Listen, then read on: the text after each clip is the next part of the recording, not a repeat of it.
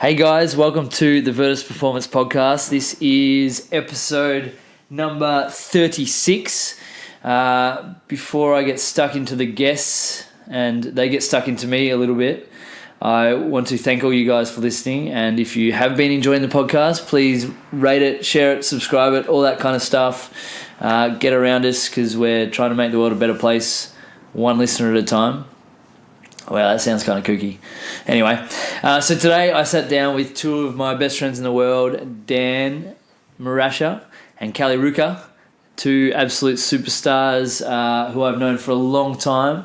They have just finished studying medicine, so they spent the last 4 years of their lives at university and the couple of years before that doing undergrad, learning how to be doctors. Not nurses, not radiologists, doctors. There's two doctors in the house. They're two lovely people who kind of think deeply about life. Kelly does, I know. Dan doesn't. He's a very superficial human. But we were able to kind of delve into why they do what they do and what they want to get out of it and why they jumped into medicine. And we had a really cool conversation about health and about how they actually want to make changes and I guess the areas in which there's voids that need filling in the industry and what we can do about it. So, and if you guys are interested in, I guess, the process that it takes to become a doctor, we went through that at some point, and then it kind of descended into rabble at the end, which, you know, was always going to happen. So I hope you guys enjoy it. I hope you guys can sit through the next couple of hours. If you can't, doesn't matter, just go to next week.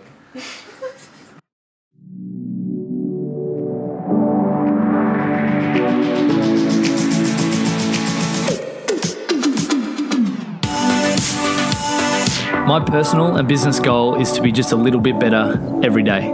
I believe everyone, especially normal people, have a story to tell. The Virtus podcast exists to help us all find small ways of consistent improvement by discussing the journey and experiences of each of our guests.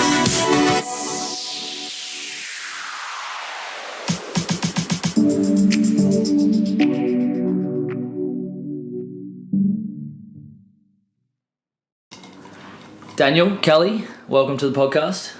Thank you. Hello. It's so exciting. I've been waiting for this one for like 3 years. Oh gosh, you haven't even been doing podcasts for that long. Podcasts weren't a thing 3 years ago. Weren't they? Probably were. When did podcasts become a thing? Do you two listen to podcasts? Yeah, we do. Which well, ones? I do. Which are your main ones? I do. Yeah. Well, recently I've been listening to more philosophical podcasts. Oh, you'll fit right in here then. Oh, good. Kelly's quite smart like that. She enjoys philosophy and thinking and... I listened to a really good podcast on the way home from your house the other night. Good. Talk to me. So it was Waking Up with Sam Harris. Oh, what a man. One of my faves. And it was about thoughts on death and dying. What was that like? It was really good. It was a nice driving podcast. Kept me awake, which was nice. Summarise the podcast for me. Basically, we don't think about death enough. Yeah. It's the most inevitable part of life, really. And so you should live each day thinking about death and taking that, I guess, into perspective with your everyday activities. So, yeah. You know, making the most of every day. I really like when smart people put across a sentiment you've always thought about. They articulate something better than you ever could. Yeah, well, I've always thought, why are people so scared of death? And let's not get into religion, but hey, obviously. Funnily enough, religion is a common theme amongst a lot of my podcasts. Yeah, well, we're already there. We're straight into it. And you'll understand my view on it from back in the day. Things have changed a little bit. Oh no, I like religion. I actually I purchased the books a couple of years ago. A book. Just one. Just one. How's the head wobble on him? Hey, I read a book. I actually got from start to the finish as well, and I'm I read so the proud of blurb. you. Wow. And I did not judge it on its cover. Actually, it's quite a nice cover too, so I did judge it a little Get bit. to the point, mate. Religion for Atheists. Nice. by Alan D. Botton, I think it's Botton, something like that. And going into it, I thought it was like going to be like digging into religion and like, you know, religion's stupid, and which is like the sentiment I had when I was young and naive and immature. Then after reading the book, I was pleasantly surprised at how some aspects of religion are actually really, really quite important. And the idea of the book was just highlighting how these aspects of religion can work in a secular society, which we generally live in Western society now. It's a pretty easy thing for us as mid-20-year-olds who have kind of been thinking about life for a couple of years to start to get our head around, but I'm sure we've probably had conversations when we were 17, 18, 19 about it and just been like, nah, sucks, shit house, don't like it. Yeah, definitely. But now we're able to think about things a little bit more critically and understand that, hey, there's good and bad in everything, right? Not so black and white. When did you guys start thinking about religion? Because for me, like, it wasn't that long ago, I don't think. It was probably more when I started listening to podcasts, actually. Yeah, I'm probably pretty similar. It was never something that we talked about that was really a thing growing up. It was something that I had a problem, but cognitively I couldn't get my head around it when I was younger, that it was a thing. It's just like guy in the sky telling you what to do things, like, but we have a really like simplified view of it, praying and telling that guy in the sky to look after you and things like that. Like for me, that was, and in areas still is, the kookiest shit I've ever heard. But at the same time, I probably didn't start thinking about it and talking about it other than kind of knocking it till probably 2 or 3 years ago, and mostly, especially while doing this podcast, like, which has only been 6 months. So yeah, I guess I was a little bit different. So I don't know how you guys were, but we did RE in primary school, religious education, and it was never something I really liked or anything. It was just something we did every Wednesday morning, whatever it was. And like, I don't know, like you kind of grew up knowing what religion was and a bit about it, but it wasn't ever like Bible bashing or anything. It was more, I think they used it as a way to sort of teach you lifey type things. I don't know. I remember one time in like, I think it was grade 5 or so, we did this trust exercise where the RE teacher had an ice cream tub, and you had to close your eyes and put your hand in there, and you had to trust that God was doing the right thing and looking after you in this, and there wasn't something bad in there. Yeah. And I think maybe this like shows when I was probably quite a pragmatic person, and I was just like, there's not going to be something stupid in there. We're at school, like they can't do that. Like, there was a snake or a spider. Next minute, scorpion, you're dead. Bam, yeah. Kelly listening to Sam Harris talking about death. Yeah. Rush to the hospital. And it ended up being a chocolate frog, so... Treat yourself. Go me. Trusted in myself and my pragmatism. So God's giving you a chocolate frog. Yeah. Attaboy. Yeah. I think they call that bribery. We had RE at school, but I was in the nun group. So growing up, I didn't have a religion. Was it NUN or NONE? Because that This is a funny story. See, I was quite confused by the whole thing, and so I thought I was a nun for a bit.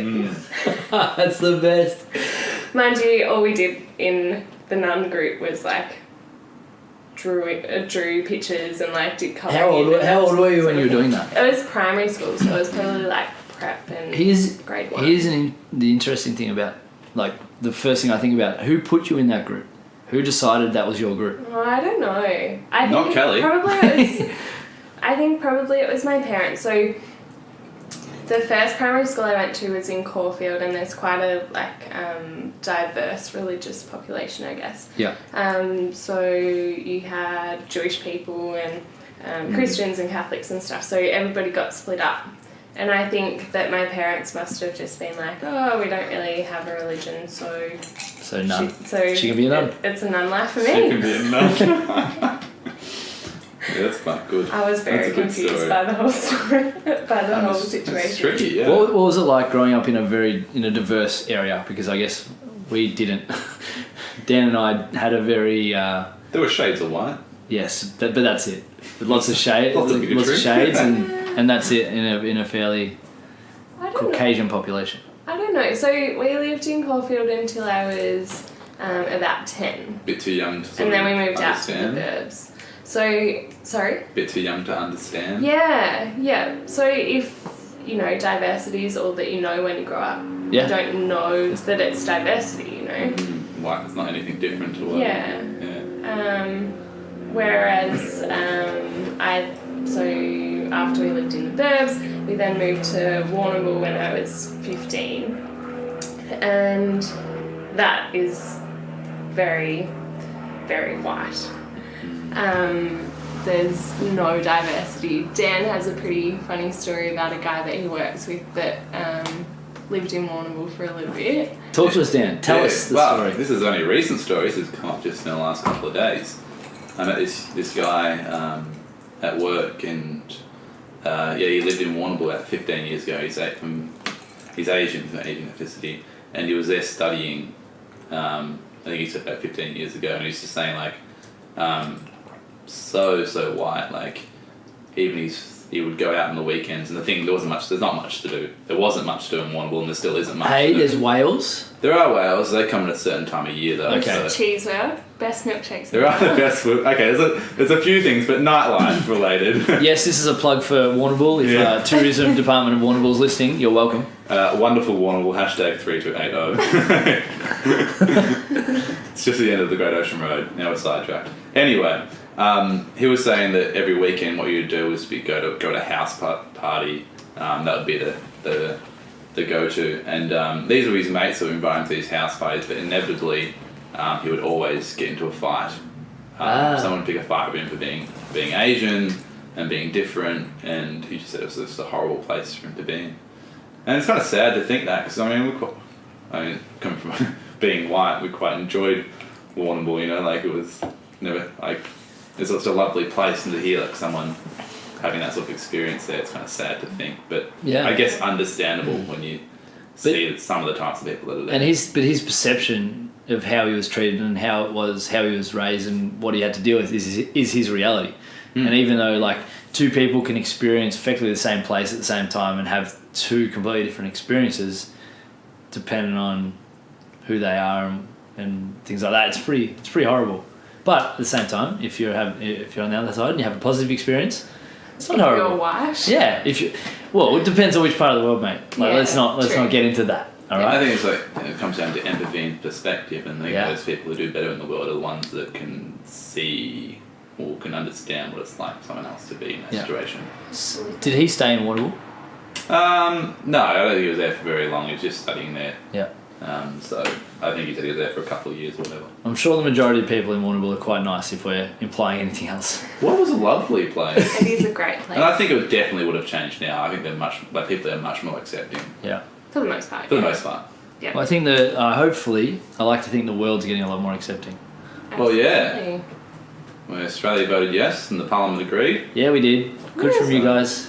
go us. All right. So I haven't even asked my first question yet. I don't know why we started talking about that. But first question for both of you: what gets you out of bed in the morning? Usually an alarm clock.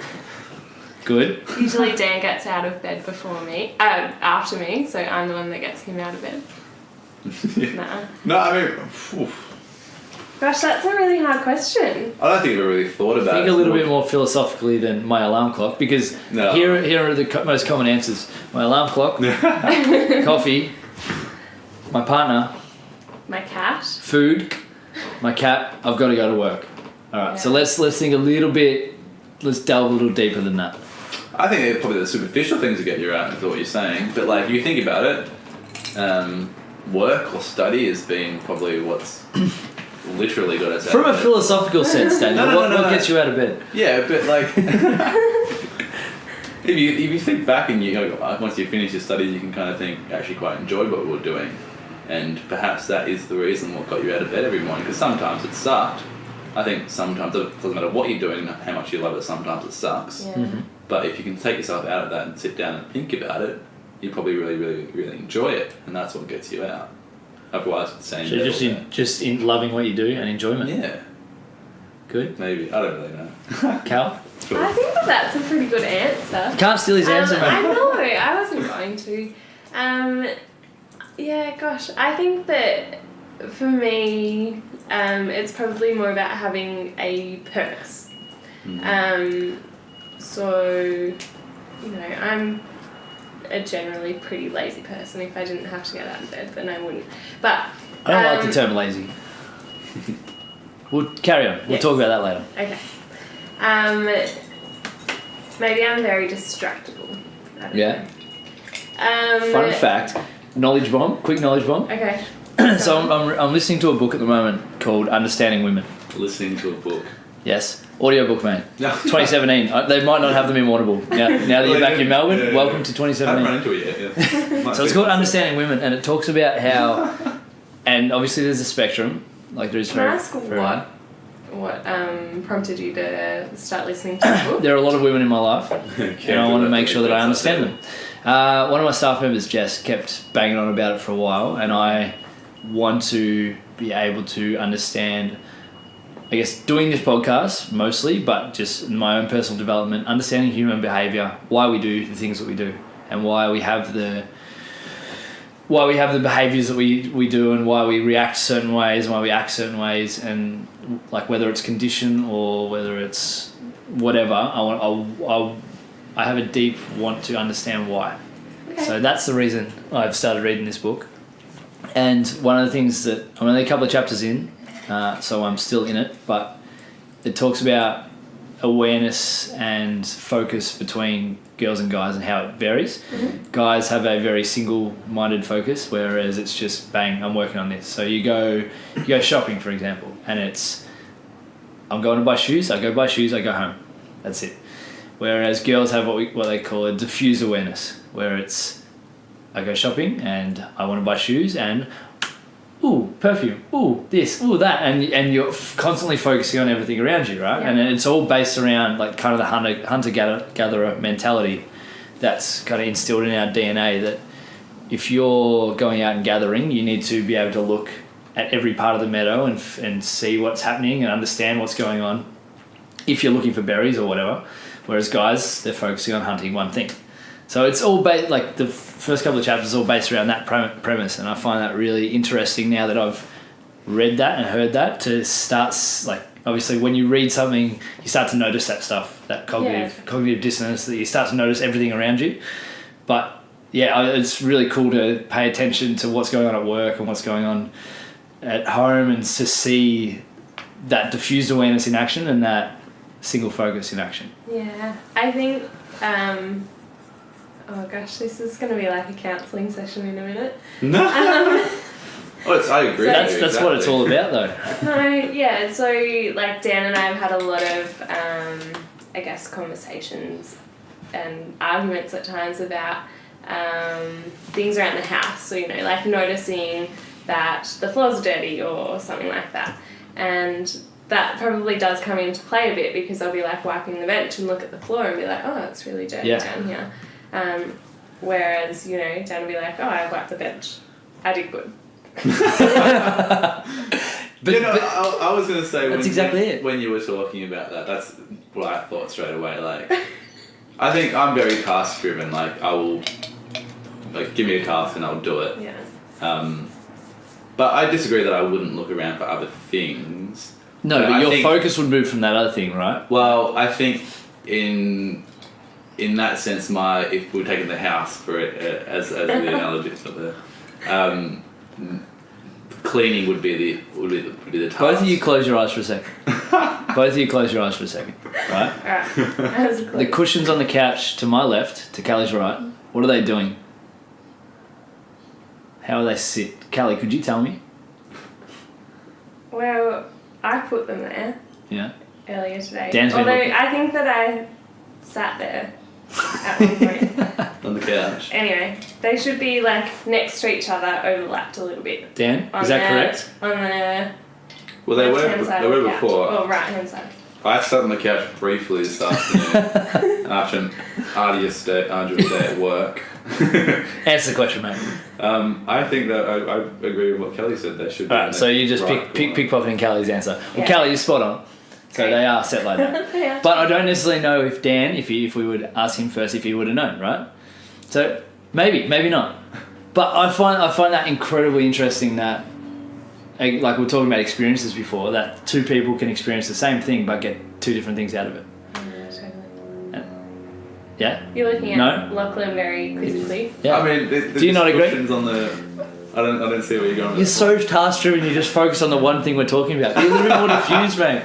Be a little bit more diffused. Dan's more focused on sitting on the couch rather than the placement of the cushion. Correct. No, that's not true. You guys need to read this book. Anyway, it's super cool, and if you don't get anything out of it, you don't get anything out of it. But I really, I like to understand how I think as well, and I think for all the females out there, if you can understand how you guys think a little bit more, you can realise that you're just a ball of crazy and that... Look, I say that somewhat jokingly. Yeah. But, I mean, if you have to write a book on understanding it, then something's gone wrong somewhere. If women are too hard to understand, or men are just too dumb to understand them. Well, it's probably a bit of both. I buy into the theory that if we try and communicate with someone and they don't understand what we're trying to communicate, that it's purely our fault. So if I try and explain to Daniel about the cushions and he doesn't understand, he's just a little obnoxious and he tells me that, shut up, I know what the cushions are like, then I haven't explained my point properly, which is why I'm handballing it off to the author and telling her. Personality as well. Yeah. Because I think I have a more passive personality, so if someone was explaining something to me and I couldn't understand what they were saying, I would think that I'm just not understanding what they're saying, as opposed to... Would you then question it though? Would you have the... Oh, of course, you have to. Otherwise you'd be... Always? Probably not always. So Callie tells you to clean the floor after you've cleaned the bench and you haven't done it, then if you don't then clean the floor, Callie obviously hasn't communicated that well enough of how important it is to her that you clean the floor. Which, I don't know. But often cleaning the floor is very important. It's a very important task. This has just turned into like couples counselling. Yeah, a little bit. I like it. Alright, so let's change the track of the conversation a little bit. What have you two been doing for the last 4 years? So for those of you who don't know us, Dan and I have just finished studying medicine. Bravo. So we're now doctors. Outstanding. We're not pharmacists or nurses or Doctor. anything like that. We're actually doctors. Yeah, radiologists. Is that something you get a lot? Yeah. Oh, Really? all the Yeah. time. Yeah. What are you studying? I'm studying medicine. Are you going to be a nurse, are you? Especially as a girl, I think. Oh, yeah. Yeah. You probably, I don't know, you might have got it less than I did. But It's usually, I think the question that usually comes after that, oh, what does that mean? What happens after that? So that's an interesting one, because as soon as someone says medicine, for me, it's just doctor. yeah, Yeah. but you know us. Like, Well, you know that's people true. that have studied Yeah. medicine. So, Yeah, that's true. I guess that some people wouldn't know a doctor personally. yeah. I now know Must too, assume if anyone's they- wondering. You must assume they just appear out of nowhere. As a doctor. Yeah, we could study doctoring, I guess. We could, That's yeah. what they could think. Yeah. Yeah, maybe. How's the whole experience of studying medicine been compared to what you thought it would be? Oh. I guess for me, everybody says that it's going to be hard work. But I don't know. I don't know. I'm sort of in two minds about this. So, yes, it was really hard. Like, Yeah. there were some really shit times where all I wanted to do was give up. Third year in particular is at Deakin, at least, is a very difficult year. You sit your really big exams. The whole year comes down to like 2 days of exams. Yeah. And it's just a bit shit. But another part of me, now that it's done, was like, oh yeah, it wasn't that bad. Yeah. You just get it done. Yeah. Yeah. Like, Human nature. people are always like, oh, you must be so smart, you study medicine. I don't think that I'm particularly smart. You know I'm not. I know Dan's not smart. We definitely know that. But I think you just apply yourself and you get it done, you know? like anything. You can do anything if you set your mind to it. Yeah. Good. Yeah, it's all about application, I think. Like I remember like undergrad, I think we've always spoken about this, and I think you've even said, you know, like undergrad's 3 years with maybe 8 weeks of hard work. You study 2 weeks before each semester exams, and that's when you work hard. Yeah. Whereas medicine is like that on steroids. So What kind of steroids? yeah. Corticosteroids. Corticosteroids, yeah. Anabolic name, yeah. And you're sort of working at that level for an extended period of time. So it's not about being smart, or you know, there are people who are really, really smart and like things come easy to them. Oh, absolutely. There are people like who I probably consider myself to be, and Kelly as well, who are just harder working, and like it's all about application. So and you're just applying yourself at a high level for a longer period of time, which is tough, and it's like there are tough times where you feel, you know, the term is burnt out. Yeah. But I think that's with anything though. Like, that's not to say that people that do an undergrad course in arts or something never feel burnt out, Yeah, never or work never hard. feel like Yeah. it's really shit. Yeah. Yeah. Like, you know, Everyone has those times. it's all about context, you know, like Exactly. you know what you've done before. Yeah. And so you can see that it's harder than undergrad. It's But all about if perceiving you've how only done how undergrad someone- yeah. before, Yeah. you don't know how hard it could get. But I'd do terrible in an arts degree.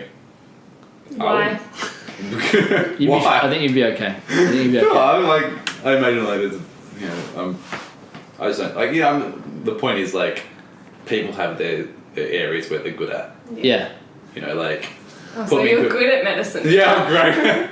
Alright, doctor. Science, like I like science, you know, like stuff like that makes sense to me. One of the things, I was talking to Katie about this once, about hard work, and she said to her brother once, she said, I'm not smart, I just work hard. And she said her brother said to her, there's no difference.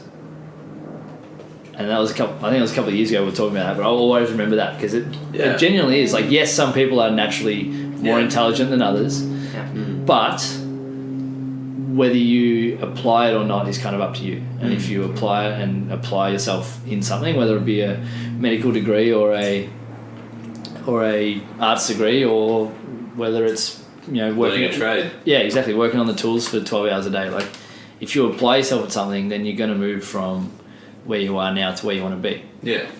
And it's a hard thing for people to kind of get their head around. Some people to get their head around. A lot of people, it's just natural. But if you want to get anywhere, you need repetition. You need to work hard over a long period of time. Yeah. And it takes time, and it takes blood, sweat, tears, all that kind of stuff. Yeah, no, I kind of like that. I like that sentiment. It's quite nice. Write it down. Yeah, put on the fridge, I reckon. Put it on a t-shirt. Right on the wall. Everywhere. Yes, the wall. Yes. Do you think, and this is something that I've been thinking about with uni, Cal, do you think you could do it again?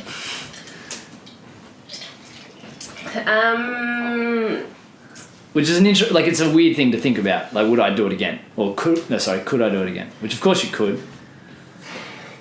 Do you mean could I do it again starting 4 years ago, or could I do it again starting now? Starting now, because the reason I asked the question is because if I feel as though if I went back to uni now, I would be like, this sucks. Get me out in the real world, like every day, and that would suck.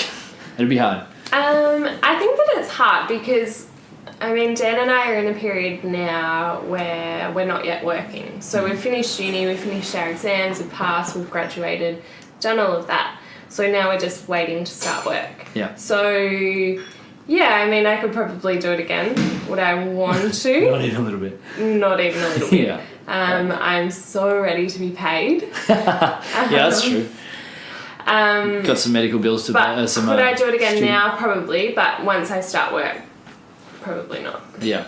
But I mean, medicine's an interesting field though, because you never. Well, I mean, it should be like every job ever. Yeah. You never stop learning. Yeah. And so, you know, now that we've finished medical school, we then go on to further training and that type of thing, and specialising Consistently if we forever want until to, you- or until GP you're is still a done, yeah. specialty in itself, so you still have to do a training program. Yeah. Just a plug for all Well, the for the- GPs out there. Yeah, good from you guys.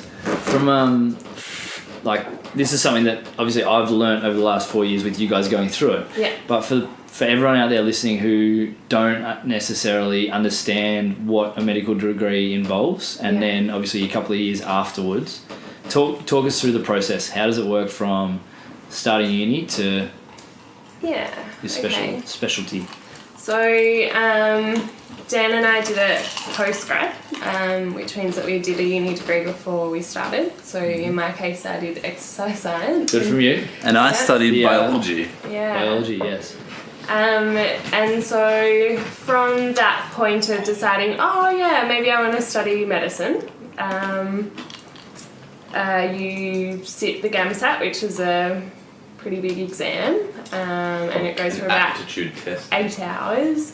I mean, Yeah. it's an aptitude test, but it's also a knowledge test as well. You're meant to have some sort of background Base knowledge. science knowledge. For Good me, for you, Kelly. yeah, that was good for me. But so, you did it? yeah, I did it.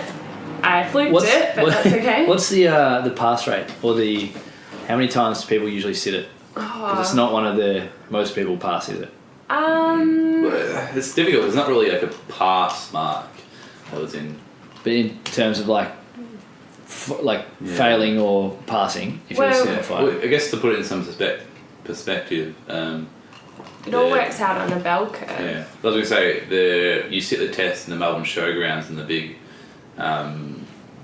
their big Pavilion. exhibition pavilion building there, and it's just full of like examination desks.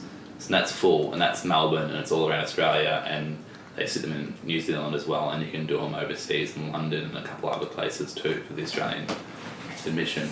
Yeah. Yeah. And like what, made like 40,000? I don't know, I might have made up my. I That's feel a like you big made that number. up. That's a real, 4,000? yeah. Let's go 4. It's Maybe. 4 something rather. Yeah. 4,000 more reasonable. I don't know. There's a lot of people. Oh, it could be 40 though. I don't know. Yeah, obviously not many people get through. Like in Victoria, I guess Melbourne take like 400, Yeah. 300, 400. But there's Decent. some people that have sat that exam 6, 7 Yeah, I mean, there's a times. story of Yeah. one guy that we went to, or we didn't. I think it was a couple of years above us or whatever, who sat the GAMSAT, got in on his like 7th go. That's insane. Now that's dedication. Mate, that's some resilience Yeah. right there. Yeah, great resilience. Yeah. Yeah. So, So you you both sit the passed so- the GAMSAT with flying colours. Yeah. Sure. Yeah. So that was my second. I did it twice. I did it twice as well. Yeah. Yeah. Which I think is pretty common. Yeah. And so you sit the GAMSAT and then you use that score to apply to all of the medical schools in Australia. And if you're good enough, they give you an interview. And then if you're good enough in the interview, then you get a spot. In terms of the process of medical school itself, so usually there's a preclinical component, so you sit in a lecture theatre and you learn about the pathophysiology and all of the sciencey stuff behind it all for 1 or 2 years depending on the school. Yeah. And then you have your clinical component, so you spend time in the hospital being a junior member of the medical team. Yeah. Also, Or surgical team, yeah. And you just follow the doctors around and you help out with their jobs and learn you by see doing. patients and you learn by doing, yeah. Yeah. Yeah, apprenticeships. yeah. And then do you want to keep on going? Yeah, keep going. And then, so So- now that you've finished uni, what's Yeah. next? So we have a year of internship. So we're a very baby junior doctor. We're allowed to work in a hospital, but really the majority of our work is like paper pushing, organising tests for patients, maybe working in the ED, although you do have to work in the ED for a Yeah, because period it's not of just time. one area. You have to go through all the different rotations, Yeah, right? so you have to Basically, do... we're the backbone of the team. Without us, the whole hospital falls down. That's We really are the walls. We are the. Yeah, sure we are. Why not? Why not? Hey, take it. For the next 12 months, take it. Yeah. Or you'll be taking it. Yeah. So you do Daily. Multiple times a day. you do 5 rotations in intern year, Yeah. and you have to cover ED, a general medical rotation and a general surgical rotation as well, and then the other 2 are just whatever. And then from there, you kind of, once you've done your internship year, you kind of start figuring out what you want to be when you grow up. Yeah, exactly. Yeah, exactly. So for most people, that includes another couple of years in a hospital, at least. Yeah. Even if you want to be a GP, you still do a couple of years at the hospital. And then you get accepted onto a training program and you're working while studying for exams and Yeah. that type of thing. And then eventually you become a consultant. Or a boss. Or a boss. And that's when you get paid the big bucks and you can charge your patients exorbitant So for everyone that amounts of whinges money. about doctors getting paid so much, how many years would it take you to get to that big boss status? Yeah. Kind of depends what specialty you go down, because it varies quite a lot. So Yeah. like, I guess on one end you got GP and the other end probably surgery, be the 2 real different ones. So Yeah. GP, you spend the 2 years in hospital first. By that time you get onto the program and then you start working as what they call a GP registrar. So a registrar is a person that's on the training program in that particular specialty. Gotcha. And then from there, a couple of years, maybe like 4 maybe, I'm not really sure exactly. I think it's 3 or 4. 3 or 4 years before you can become a consultant GP. So if I decided tomorrow that, you know what, I want to follow in my hero Dan Kelly's footsteps and become a doctor, I've got 10 years ahead of me before I'm a GP, really. Before you're a fully qualified Yeah. GP where you can open up your own practice and whatsoever. That's a long if you time. want- Yeah, and if you want to be a surgeon, which is probably on the other spectrum of much like really competitively onto a program, it might take you that four plus years Just to get on. onto a program, Yeah, and then that's there's still huge. the extra training you have to do once you're on that program. Do you two know what area or have an idea of what area you want to specialise in as of yet? And I'm sure you've been asked this question 100 times. I'll answer for Kelly. Really? Do you want to answer for each other? That could Okay. be cute. Yeah, so I mean, knowing Kelly, she's a very caring, compassionate person. All the qualities you'd want in You still got to clean the doctor. floor later. Yeah. She's just a great person. Okay. Just going nowhere. Which means I want to be what now? No, Kelly wants to catch babies for the rest of her life. She wants to be working up at 3 a.m. Because one of her patients has gone to labour. Yeah, why not? Yeah, she wants to, well, I was going to say do pap smears all day, but that's not going to be the idea. She wants to put in intrauterine devices. Sorry for all of those people that get a bit squeamish about vaginas and uteruses and other we need to be able to womanly talk about parts. these things. Kelly- It is a really important thing to talk about, though. I don't know. Well, the So many cervix. people. Sorry. The cervix. Well, use All of use the parts the of next the 30 reproductive seconds system. as Yeah, a go on, spill. Cervix. public service announcement for all Well, the females listening. Is I just- a new form of cervical cancer screening a bad idea? Because there's a perception out there that every 5 years is like a bit lackluster. No. So the screening processes have improved, which means that the screening has to happen less often. So And less invasive too. So yeah, No? it's sort of just the same. It's like a normal pap smear, except they use a different brush. That's all. No, well there you go. Yeah. So you still I'm get a not gonna- You should be speculum. across this game. You still get a speculum inserted into your vagina, But only and you still every 5 years though. Yeah. No, so cervical cancer is very slow growing though, so you don't need to worry that it's lackluster. Nice, That was like nice that was the terminology. concern. I know. People were worried that the government's lost money and No. haven't got any time to screen everyone, so they're doing it every 5 years instead of every whatever it was previously. Definitely. we have positive. lived very different lives for the last couple of years, I feel. Well, you haven't heard of this?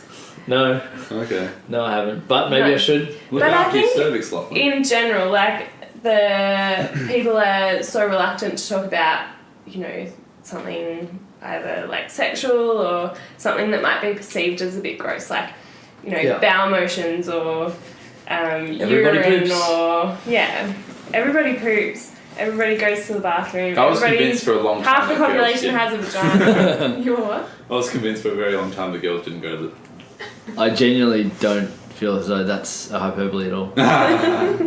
Just wouldn't believe it. No, gross. There you Girls go. can't do that. Nah, play on. I just think that people need to get over themselves, and Yeah. if something's wrong, then you need to say something, because we can't, as doctors, we can't read minds. Like, Yep. we're pretty amazing, but Didn't we're not you come to that that class? amazing. Sorry? Did you sleep in that morning? That was The a reading lecture. mind, the reading mind lecture. But I think that's such an important thing to go, like, if something doesn't feel right or you don't feel right or something's going on, Yeah. talk to your doctor. I've got a question for you, Lachlan. This Hit might me. backfire actually. But when was the last time you went to a GP?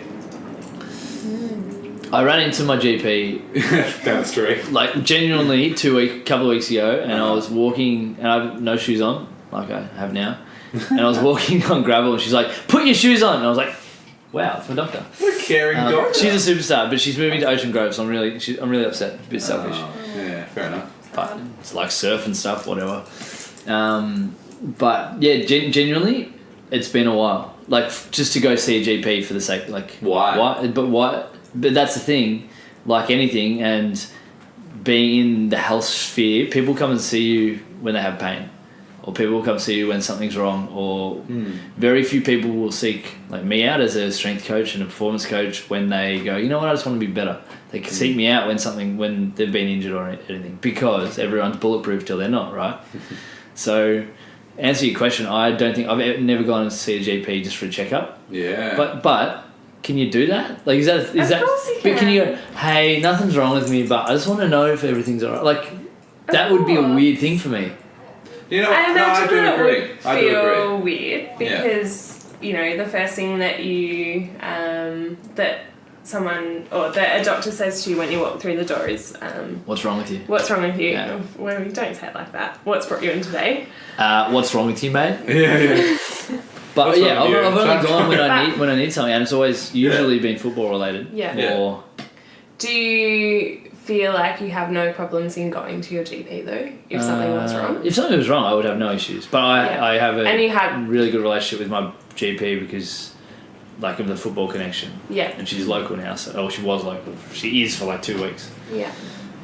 That lady was tired, was it? Yeah, I got to find a new GP now. It's Yeah, really that's, upsetting. Yeah, she sounded quite good. Yeah, so if you two could tick that process along. Yeah. Sorry, it's another 6 years away. Oh, get stuff on. but that is serious. Like, I don't feel as though I'm not a hypochondriac by any stretch of the imagination, Yeah. but I'd love to come to you guys. Actually, the last time I went to get blood tests. I genuinely sought her out because I said, look, I'm working a lot. I actually just remembered. I'm working a lot. I'm like flat out at work. I'm trying to play football. There's nothing wrong with me right now, but can we just get some blood tests to see if I'm missing anything? But that's from someone who's in the health industry, looking at my holistic health and well-being and going, you know what, I need to make sure I'm ticking all these boxes. Yeah. What were you worried about missing? Whether it was something nutrition-wise or whether I wasn't getting enough sunshine, I don't know. I don't know what it could have been, but I think I got my like testosterone and stuff checked, and because I wasn't sleeping a lot, like all these things, all these markers that I was just like, I just want to make sure I'm okay. Yeah. She called me, she's like, yeah, we're all good, and that was it. So I didn't actually look at the results. No.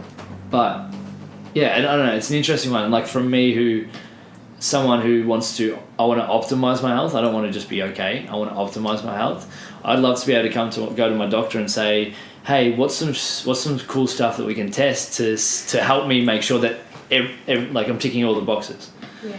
And to make sure that I'm not only ticking the boxes, but I'm like, filling my cup in all the different ways I can.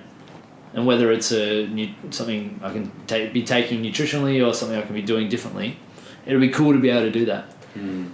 I like to, I guess this could be perceived as a bit naive if any doctors are listening out there.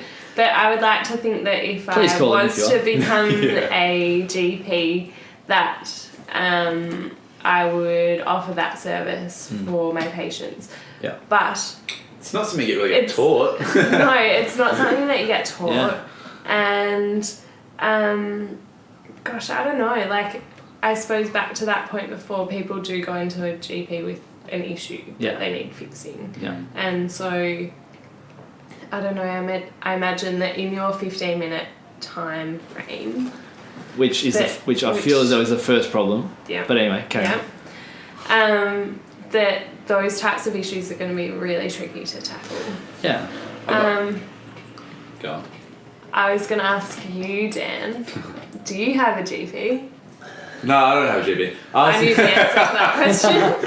I was just gonna. Wow, straight under the bus. Cool. Carry on. Yeah. So there's flaws, huh? I found that quite interesting about you talking about going to the GP to get some tests done because you want to know how to optimize yourself. To me, that kind of just like the first thing that comes to my mind, and I understand where you're coming from, is like waste of money. Okay. From whose point of view? The world's. Okay. That's the first thing that comes. Like, I wouldn't say it's going to takes up my mind completely. Yeah. This is a thought that pops into my mind because, like, maybe that comes from the fact that, as Kelly was saying, like, you know, in medical school you learn how to treat unwell people. Yeah. So, and like I said before, we don't never get a lecture on or get a tutorial on how to treat the healthy person. Like, there's stuff you can do for preventative health and talk about things, but it's not necessarily, you know, like, we'll check these markers and see how you're doing for all these things. Do you think the system then is fundamentally broken if we just treat and don't prevent? Oh, of course, definitely. Yeah, So- yeah. I mean, there are preventative measures out there though. So things like pap smears are a preventative measure for cervical cancer. Yeah. You know, there's Skin cardiovascular disease risk profiles that GPs can do. Yeah, but it's something. But it's and of course it's But on the for person to seek it out. But for a beautiful specimen like stop yourself, it. there's not really. I'll put a photo anything up for out those there. listeners that haven't seen your me. GP could do a skin check and A very fit Take your blood. ex-VFL footballer. Stop it. I don't know if he's CEO of But I think it's like, so do you guys have a range of lectures on what in my world I'd call holistic health and wellbeing? So do you mean like complementary medicine? no, not complementary medicine. Nah, yeah, of course. But Yeah. so for example, right, if someone comes in and says, I've got a headache or I'm not feeling well or I'm sick or anything, would you talk to them about, and I'm going to go through the list of things that we tick off with people. Do you guys talk about training and nutrition? Do you talk about daily movement? Do you talk about like hydration, sleep, sleep quantity, sleep quality? Do you talk about their stress levels, what they do for work? Do you talk about whether they spend time relaxing? Do you talk about their relationships? Do you talk about their energy levels? Do you talk about their time management? Like, do you talk about their, like, I know this is a little deeper, but do you talk about like job satisfaction, all those kind of things? So I would say your role is to find out why they're getting the headaches, and usually the most common cause is a stress headache. Or they're just dehydrated. Or, like I'm just picking things out. But so the problem is, like, it's hard to speak when you don't have any experience as like a GP. And this is like more of a what you're taught kind of deal. Yeah. So you get taught different things at different levels though. So like at this stage you are taught to like find out why they're getting the headache. Yep. And say that the common cause is stress induced headaches. Then the next logical step would be to work out why they're being stressed and if there's anything you can do or can be done to prevent those headaches and alleviate that issue. Yeah. So How do you do that in 15 minutes? Yeah, exactly. Which is like, it's a really hard one, right? Follow-up appointments. Yeah. So I guess from my point of view, as someone in the industry, part of your industry, we used to do 1 hour introduction sessions, right? And for me, that was grossly inadequate, just because we can't.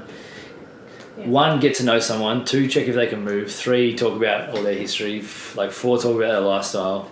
And 5, have them actually have us actually talk to them about what we want to do with them. So we've changed that to a 3-hour one.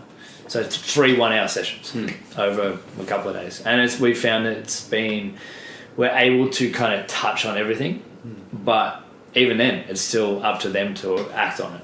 And I think for me, if I was a doctor and I had 15 minutes with someone, it would be so frustrating to have someone come in with a headache and they go, oh, what do I, like, I need something for it. I need antibiotics. Or like, like not necessarily for a headache, but hey, people would probably come in and say things like that.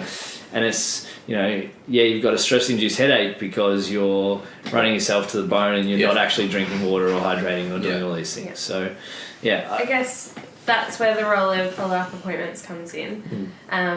But also, you know, as a doctor, you're kind of, and a GP especially, you're kind of the middle person, right?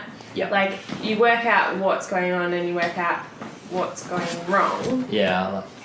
And you send your patient off to then the appropriate people. So, if we're working on the peninsula, we would send them to Vertis. Stop it. Great plug. Great plug. But and that's something that Coop, who works at Vertis, we had a really, really good chat about kind of that role the other day, and we were saying that I think we've had the chat a couple of times because, you know, it's such a freaking good idea.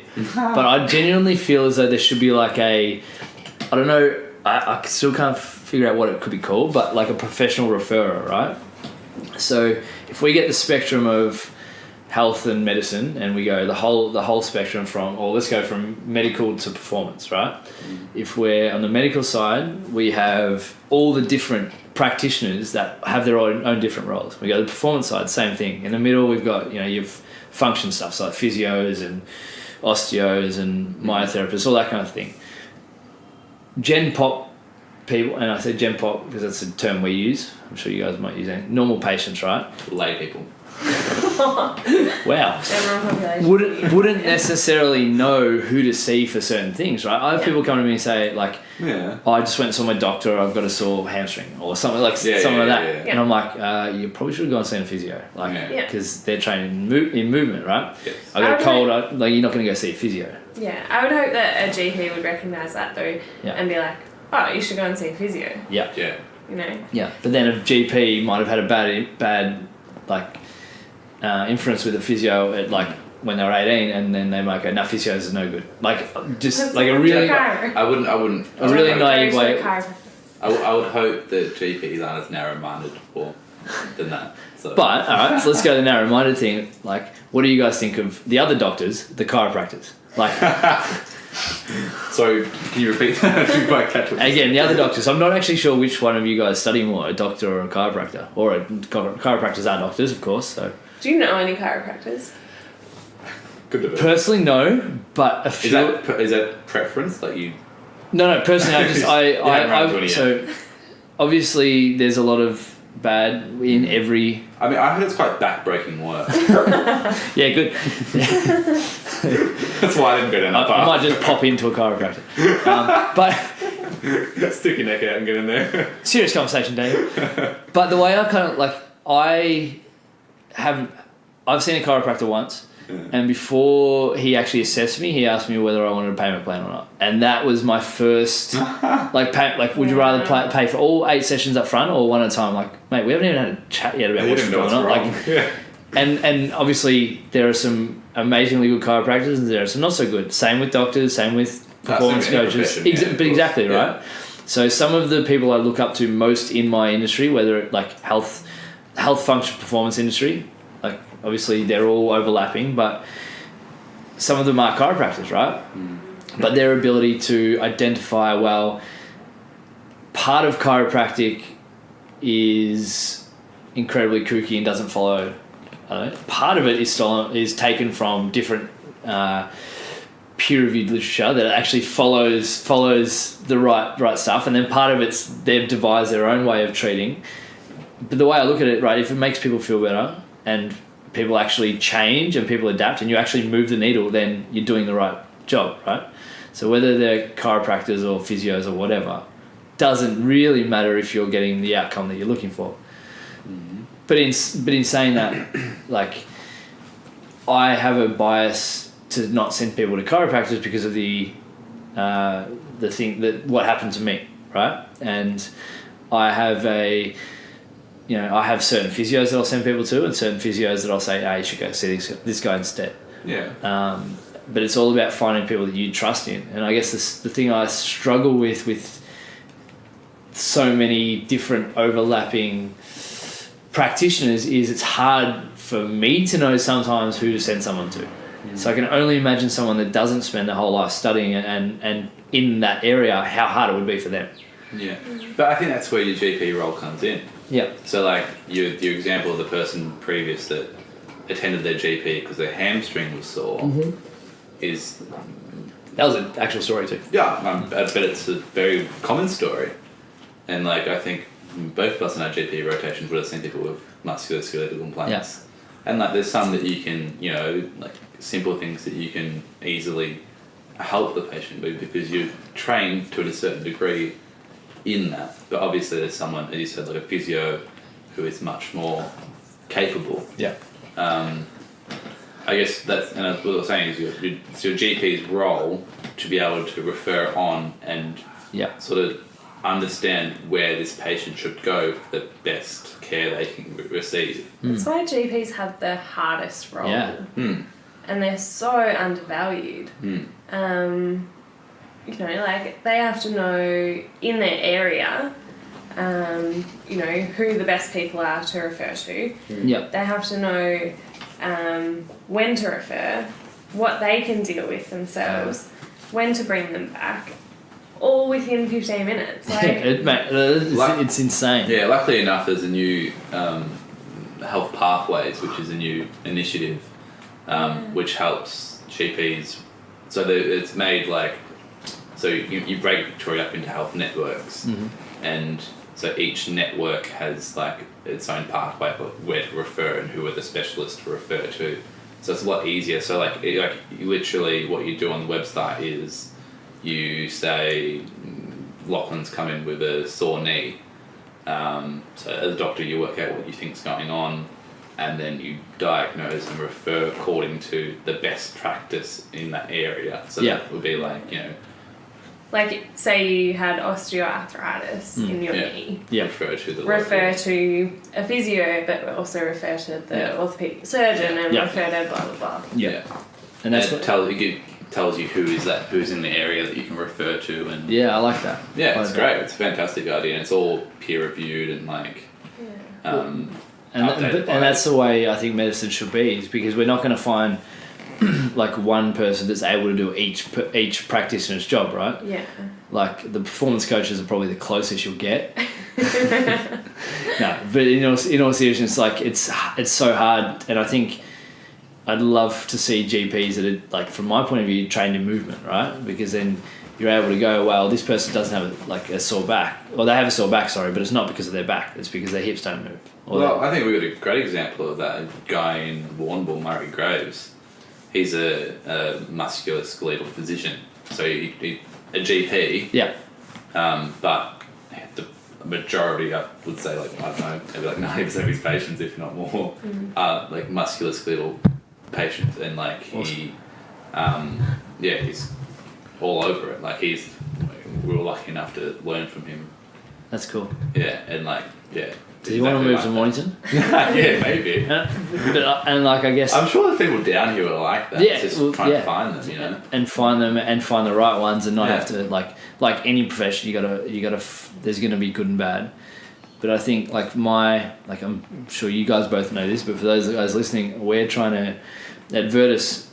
Our goal is to kind of create a holistic health, well-being, performance centre that has. Kelly just spilled her gin all over her, so... She just found what you were saying really funny. Yeah. I don't know what's the goal. Sorry for trying to change the world. Yeah, just trying to make the world a better place, guys. Sorry. But trying to find... What a shambles. Trying to find, like, one... Or trying to create one place where you're...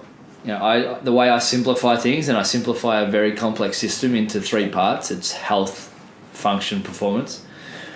If we can find, all the different practitioners that fit into each one and have them all into one, like multidisciplinary practice where everyone communicates with each other, everyone talks about their patients and talks with their patients in a position where, like for example, at the moment, I'm able to go upstairs and sit in on one of my clients' sessions with our physio Greg, and able to actually, kind of problem solve with him about what's going on and talk about what's working. Like, perfect world, I'd be able to add a GP to that and an osteo to that, and we're lucky enough to have myotherapy and dietetics and Pilates and all these different things, and everything. Like, physios hate chiros and chiros hate osteos and osteos hate myos, and they go, no, that's rubbish. But everyone's got something to offer, and I think when we finally allow ourselves to remove ego from the situation, and of course everyone, and the reason why it's there is because everyone needs to get paid. Everyone, it's a resource thing, time and money. That's probably the big issue, but. If we can slowly start moving the industry to that point, I think everybody wins.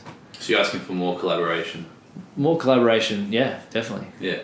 No, I mean, that's what medicine is. Like, it's such a collaborative practice. And that's, I think the way we get taught is collaboration is the key to getting the best outcomes for your patient. And without collaboration, that isn't achieved, so... Absolutely. Yeah, I like that. I think... for us, it's hard though. So we see patients from low socioeconomic backgrounds who can't afford a gym membership at Curtis, or can't afford to go and see a myotherapist or a physio or whatever. Yeah. And so that's where you're, I guess, sort of stuck. So in theory, it's great to have collaborative 100%. practice where everybody can afford everything. And I think that, even maybe chiro and Chinese medicine and that type of Naturopaths. thing. Naturopaths. Whilst it's not evidence-based, if it makes someone feel better and they can afford to do it and they're not wasting their money on it, then that's fine. Yeah, and I guess the cost is relative to value. Yeah. Like, if you spend $1,000 over a year at a Chinese medicine place and it makes you feel better, then maybe it's worth it. Other people might go, well, I'm still in the same spot I am now, but I like hanging out with that person for an hour, maybe it's worth it. But for me, if it's not moving the needle, then I'll move on. And and you're right, the money thing's a big part of it, and that those resources, whether it be time or money, are kind of going to impact what kind of outcome you get. But I don't know, I just find it really interesting. Yeah, I think it's... Oh, go on. Sorry. No, I was going to say, I think it's just from what you were saying, it's hard to see the people in that situation where we get taught about all this stuff and obviously have a good relationship with you and understand the people you see, and it's hard when you people those patients from low socioeconomic backgrounds, they just can't afford it, and it's so hard because if I could, I like to think that there's 3 or 4 things that I could teach everyone, the world would be a better place because people would move better, people would feel better. They're not difficult concepts. I feel that if I could teach people that, if your hips don't move and your upper back doesn't move, guess what's going to hurt? Your lower back's going to hurt. If your hips don't move and your ankles don't move, guess what's going to hurt? Your knee's going to hurt. If everyone understood that, man, the world would be a better place. Yeah. I mean, it's tricky. We would get those patients that would come to a GP, and they'd be and the problem would be the lower back. Yeah. But to them, the problem is the lower back. Yeah. And when they're not educated in health and physiology and all that, they don't understand that the issue is somewhere else, and they want a quick fix. They want to fix now. Yeah, 100%. And they want you to provide that for them, and to say, actually, I could refer you to this guy I know. They're really good where these people are. They be able to help you out with this. No, I want to get fixed now. Yeah, I mean, it might take a few weeks. Yeah. It's going to cost you out of pocket. No. Yeah, exactly. But generally some people choose, whether intentionally or unintentionally, a lifetime or a long period of time in pain because they don't want to spend a couple $100 once. Yeah. But that we're all adults, we can all make our own decisions. But I don't know if the education's there, and I don't know how we get it there. I'm purely just kind of going perfect world scenario. But if the education's there, and people want to make that decision, fine, go nuts. Like, you do what you want. But I don't know, I find it really interesting, and I find it something that I feel as though it's changing, and I guess I surround myself in environments where it's changing, so that's the frustrating thing. Yeah, it's hard. You don't really know. Yeah. I think you're bang on the money there, though, with education is the key. Yeah. You're at our... But everyone wants to watch the Kardashians instead. I mean, you can supplement your Kardashians with healthcare. If you're watching the Kardashians at the moment, just Google like joint by joint approach, or like maybe the ads that should pop up on YouTube when you're watching like reality TV should be educational ads. Stop it. Related. Like, that's an idea, right? No, it's not. It's not gonna happen. And like we can't skip the ad when that's on like Channel 9. It's gonna be about like buying a new car or home loan or something like that. Exactly. Yeah, that's really interesting. Daniel, I want to know why you wanted to become a doctor and why you became a doctor. Like, really, give me a simple, concise, elegant answer. Okay, I mean, this answer comes from reflection, actually. I was thinking about it today, which is coincidental. Tactical, good. Very tactical. I think when I first found out that medicine was an option, would have been about, actually, like first or second year uni. Yeah. I think previous to that, I've always enjoyed the idea of health and healthcare professionals. Well, every time we talked about it, was I like science. Yeah, I mean, in a broader sense, and I think like that, science was the first interest into that, and then it formed into human physiology. That was the interest. Yeah. So then in about second year uni, one of my other friends told me about the GAMSAT and, like we were talking about earlier, the process of getting into medicine. Yeah. And it kind of occurred to me at the time that doing a degree in biology was good. I was interested in it. I liked it in high school, but the really only options after finishing undergraduate would have been to go into research, which I didn't really think I wanted to spend my time in a lab doing stuff like that. Like, you do look good in a lab coat. Great in a lab coat. It really brings out my eyes. Somehow, I don't know. Makes you look browner or pasty. I don't know. Anyway, or doing further education and becoming a teacher or something, which I think teachers are great, but I didn't think that was what I wanted to do. Yeah. So I thought, give it a go. I thought I liked helping people. I thought so you fell into being a doctor, basically. I kind of fell into medicine, yeah. No, I know. God, that's obnoxious. I don't mean that obnoxiously. I don't do it like lightly. I think that's how it happened. Like, I didn't really plan on doing it, but I think when I think back on it, I've always thought it was something that I would have liked to have done. And then, like, more recently, and I think in the last few years, I mean, starting at medicine when you're like 21, studying medicine when you're 21, to finishing when you're 25, that's a good portion of like your adult intellectual life. Development, I think, like, Yeah. And I think I've found a lot of myself and like sort of what I like and how I perceive myself, I guess. I don't know. And I kind of, like, looking back on it, I think I do enjoy the idea of helping people and making a difference to people's lives on an individual basis. Yeah. To carry on from that question, if you could explain your personal philosophy on life, what would it be? I think you got to find something you're passionate about. Oh, good. Like, this relates back to the first question you asked about waking up in the morning. Yeah. And I think if you can find something you're passionate about and it gets you up in the morning and it pushes you through the day, and it pushes you through those terrible times where you're actually not enjoying what you're doing. Yeah. Because everyone goes through those times. Like, yeah. We were saying before, like, studying can be really shit sometimes, like crap, absolutely horrible. But you're working towards something that's bigger than that. Yeah. And then you might sit back or you learn something really interesting and like it just pricks your mind and you're like, this is so cool. And you remember why you're doing it. Yeah. And I think that's it. So when you find your passion, I think that's what, definitely. Yeah. Would you say your purpose as a doctor is to help people and just to make the world a better place through each person you see one at a time? Yeah, I guess so. Like, I mean, like it's the healthcare. The cornerstone of healthcare is helping people. Yeah. And I know we were talking about earlier, like the whole idea of treating versus preventing. Unfortunately, like when you're quite junior, everyone goes through the hospital, so everything you see is treating, essentially. But the idea of preventing is quite exciting as well. I don't think currently I want to go down the GP pathway.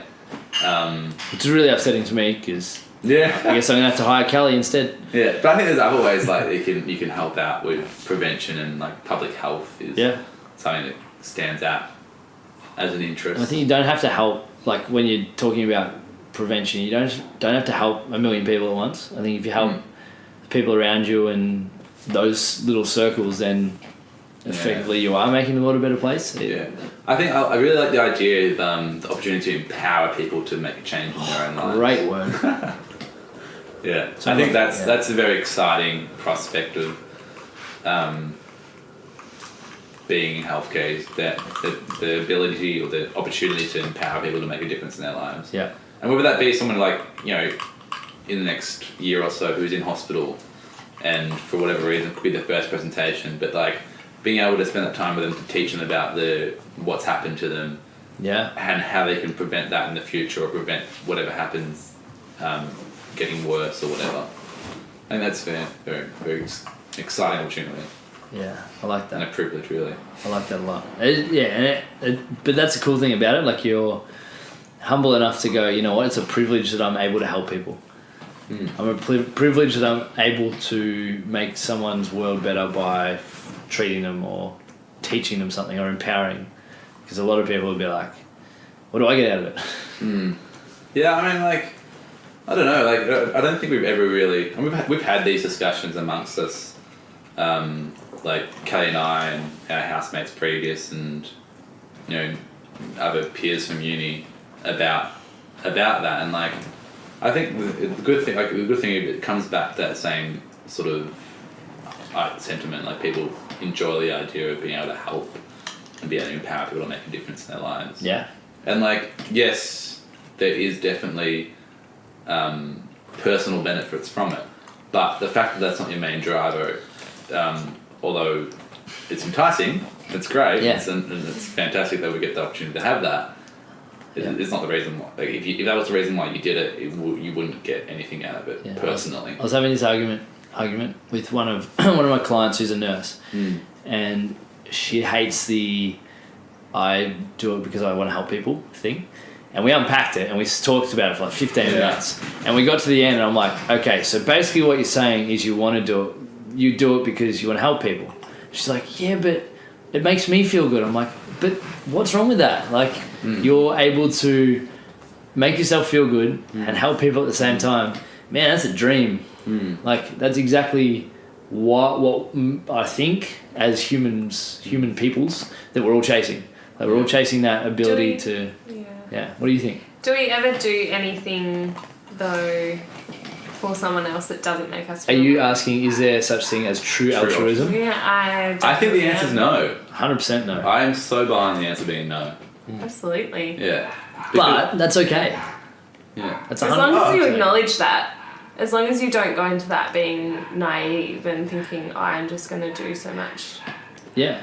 Like, I used the example with Geordie the other day. Like, we're lucky enough. I'm lucky enough to be in a position where we can run fundraisers once a year, and raise money for one of the families that come to the gym. Like, that makes me feel really warm and fuzzy inside. Like, I love that I'm able to do that. So just because I feel good about it doesn't mean it makes it any less meaningful or any less beneficial. Of course not. No. So, but it's, I don't know. I find a couple of people I talk to struggle with that, but it makes me feel good. I guess portion of it. Why did you want to be a doctor, Kelly? Oh, gosh. Like really concisely. So I like people. I like talking to people. I like helping people. Like I said before, so my first degree was in exercise science, and I worked the noblest of professions. Carry on. And I worked for a couple of years in a physio clinic. as a very unqualified exercise physiologist. And I always felt like I wanted to do more for the patients or the clients that I was seeing. So I wanted to be more involved in their diagnosis of their chronic disease, the medical management of their chronic disease, and really work in a very holistic space. Yeah.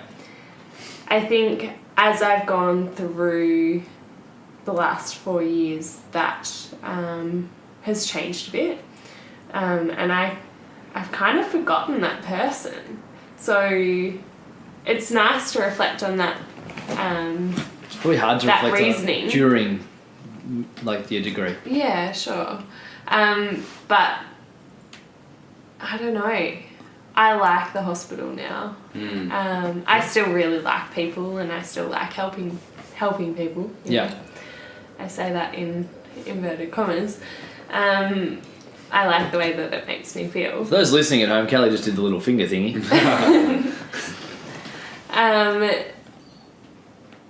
Yeah, but I guess my reasoning for studying medicine has changed. I like the science behind it, as much as I hate to admit that. Yeah. Dan's genuinely jumping up and down in his chair. I don't know, I just like being involved in people's lives. I think that's I think you're trying to unpack an answer that you've already given. Like, you know the answer. Which is cool, because everyone just wants to help people. Alright, I got a bunch of questions for you guys. They can be as long-winded or as short as you'd like. Most people would have zoned out like an hour and a half ago. I'm done if you're still listening. Yeah. Oh, by the way, if anybody wants to read more about true altruism, good. There's a good book by Peter Singer called Doing the Most Good That You Can Do. Yeah, I think you're like saying the title of the book by about 5 words, but it's... What's it called, mate? The Most Good You Can Do or something. The Most Good You Can Do. Yeah, nice. Peter Singer's most recent... It's on your bookshelf, can I borrow it? Yeah. You can grab it. I can have it. Yeah, Yes. I'll pass it to you right now. Presents! I love presents. We can't have it, you can borrow it. You said I can have it. And jumping on that, altruism morale, like Richard Dawkins' book, The Selfish Gene, is for those more science inclined, more than philosophy, which is book. God, he's not great. That's a good book. Anyway, good. All right, a couple of questions for you. Yeah. And you've both got to answer them, and I'll flip who goes first. So for the first one, Daniel, you can go first. Have you had a defining moment? No. Callie? No. Oh, cool. No. It might come this year. Might come tomorrow. Who knows? Maybe. Might come tonight. Maybe. Hey, there will be plenty of defining moments. Have you tonight. had a defining moment? I have. I've had 3. Okay. Can you My briefly first Do you tell choose us? your defining moments, or does someone else obviously you can't plan a defining moment, but do I think defining moments. A defining moment for you? And this is it really depends on the person what they feel as though is a defining moment. But I feel as though my defining moments have been when I've sat there, had a really complex thought about where I was in that particular time and what it was actually doing to me, or I look back now and remember that moment as that's where my mindset changed or things changed. Right. My first one was when I was sitting in an ethics lecture in my exercise physiology masters on a Monday night at about 8:40 p.m. and I was like, what the fuck am I doing with my life? Like, I was just like somewhat miserable, right? Not miserable in the fact that I didn't have everything that I wanted, but miserable in the fact that I was like, this is not taking me where I want to be. Yeah. That's a defining moment. Yeah, so sure. yeah, so that moment caused me, and like I had a bunch of stuff. Like I think Pa passed away a couple of days later, and like we had a bunch of stuff going on. But I made the decision then and there in that lecture that I was done with exercise physiology, which turned out to be like one of the best decisions I've made. Right, I had another defining moment where my business partner left last year, and maybe a week after. So I went through a couple of stages of grief, I guess. The first couple of days afterwards, I was super positive, and then Dad, he meant the best, but he was obviously he's very risk averse and didn't want me to have to struggle like I was going to have to, and was very negative about it, and that put me in like a really shitty spot for like a week, and I was just like, no, it's like all the things that I wanted I'm going to lose and everything. And I had a defining moment. I'm like, well, this is the best thing that could happen to me because, one, I'll fail and have to do something else. Or two, I'll work so hard that I'll learn how hard I can actually work and I'll make it work. And like now looking back 12 months on, like I think I was in the office at work, sitting there by myself, kind of sitting there going, oh fuck, how am I going to make this work? And I remember that moment. And yeah, and that's been the catalyst for me putting in all the work I've put in for the last 12 months. And like I'm a completely different person. Jim's a completely different Jim. Like our community's a completely different community in terms of what our values are. And I feel as though like it's the last 6 to 8 months, the first time I feel as though like I know exactly where I want to be all the time, which is not that I didn't feel as though I knew it, but it's a different knowing now. And the third one was when I first started my podcast. It was a public holiday. I was sitting in the gym by myself going, I've wanted to start one for ages. And it's something I've thought about since starting listening to Joe Rogan like 2 years ago and consuming a lot of his podcasts. And I was kind of like, you know what, if I don't do it now, I'll never do it. I literally ran to my phone, plugged in my headphones, pressed record, recorded a 13-minute babble about me talking about rubbish, uploaded it and said... You still like talking about rubbish, huh? Yeah, well, that's it. Nothing's changed. Nothing's changed. But now I get to talk about rubbish with other people and that makes me happy. Yeah. Whilst drinking gin, so shout out. And that moment and that realisation that everything's on me, and if I want something, I can do it, and if I don't want something, I can not do it, and if there's something I want to change, I can change it. That ability to have that ownership on every part of my life, like it's a small thing, pressing record and talking about it and uploading it. But they've been my 3 defining moments. So sorry to steal the question, even though I asked you to. No, it's fine. Like, does that help? Does that tell you that maybe you have had a defining moment or not? Because you don't have to. Not personally, but I feel like maybe like what you were saying before, when you were working as a very unqualified EP, it's something similar. Like similar is where you're just like, no, this isn't for me. I want to do something else. I think I want to do medicine. Yeah. I think maybe. Is it harder? Like there was no like, yes, we've finished and we've graduated, but there's no like, Lachlan just spoke about a bit of success, like he's been able to look back now in like the last 8 months, the Jim's where he wants it to be. Yeah, I don't know. I guess maybe that moment, but... You don't have to have an answer. But I don't know. I think it's an answer itself if you can't think of one. Yeah. Defining moment. It seems insignificant now. Yeah. Yeah. Yeah. I don't know. Yeah, maybe I feel for myself like things just naturally kind of happen. Like I haven't ever sat down and be like, I want to be a doctor. I can't help but feel like moderately responsible for your success though. Solely responsible. Thanks. Our graduation was another one of your defining moments. Yeah. But that was it was cool. Like on your graduation, it was cool to be able to sit there and kind of look back at like, you know. Still remember the time like we sat there and studied for biology in like year 12. Yeah, ridiculous was that? Yeah. What were we thinking? Yeah, exactly. I just wanted to hang out to actually be honest. We didn't do much study, but like it was cool to be able to see your achievement over the last, like, you know, how long you been spent at uni? 7 years. Yeah. Yeah, like Dan spent 7 years at uni, like the last 7 years of our friendship, and to be able to see it like culminate in something. Yeah, and something that was actually a thing. Yeah, it's like, that's what he was doing. Oh, makes that's sense what he went now. to. I was wondering where he was. I hadn't seen him at Rebel for a while. But it was cool to be able to celebrate that win. So I don't know. I feel as though that could be a defining moment, but I guess we'll see how we go. I don't know. To me, it feels like a stepwise progression. Like there's no like one point where something's just turned on its head or like I've changed something dramatically. Like we've explained. I mean, I was pretty proud at grad. Yeah, I think of course. it's hard. You cried, mate.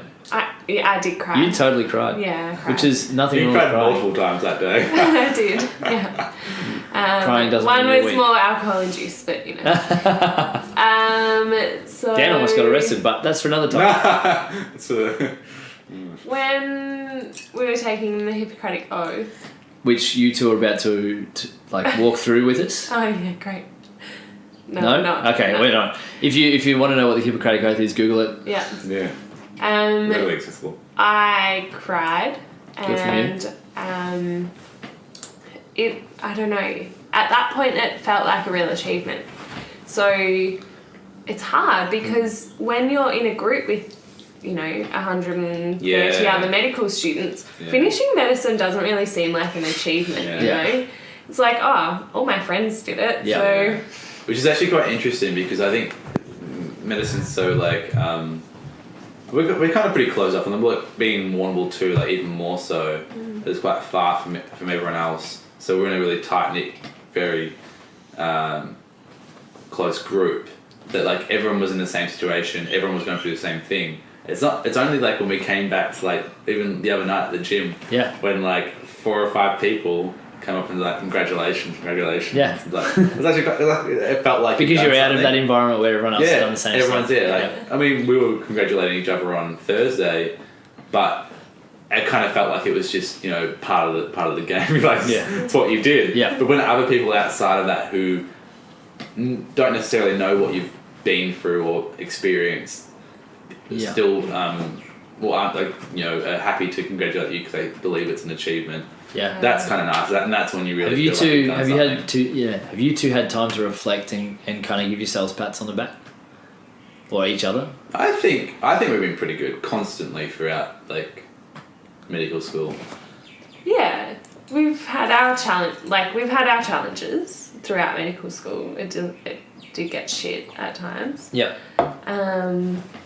So I think that we've both been very supportive of each other. Yeah. But it's still that same thing, like we're both doing it. It's no different from any of our other friends getting through. So it hasn't been huge of an achievement. Yeah. Whereas really it's like, all right, next question. What is your greatest achievement? I want to say finishing medicine, but... Feels a bit of a cop-out, doesn't it? It does feel like a bit of a cop-out. Great segue, Wallace. I think... So, I'm going to get personal for a second. Go nuts. I think that my biggest achievement was earlier this year. So I actually failed my emergency medicine rotation. And Dan and I were all set to go off to Europe for 10 weeks and work over... 6 weeks and work over in Scotland. Mm-hmm. And as a result of me failing that rotation, I had to repeat it. I think that it was a huge achievement for me to cop that on the chin and come back. Yeah. When I found out, I was completely devastated. I was distraught. I was like... Worse than anyone. On the floor, like, banging my hands and feet. Like, I was wailing. Yeah. It was bad. It was horrific. And then we still went overseas, and I came back after 10 days, and Dan continued on to Scotland, and I repeated Selfish. I repeated my rotation, and it was pretty shit. Like, to know what could have been, that I could be travelling the world and seeing medicine from a different perspective and that type of thing. Very much the same. I think that initially I thought it was going to be horrible. But I got through the first day and I turned up again the second day, and eventually 6 weeks was gone. Yeah. And I had a really good time in the end. And I think that the ability to turn something terrible, or what I perceived as terrible, in the grand scheme of things, it wasn't like I lost a family member or anything. There's your defining moment, ladies and gentlemen.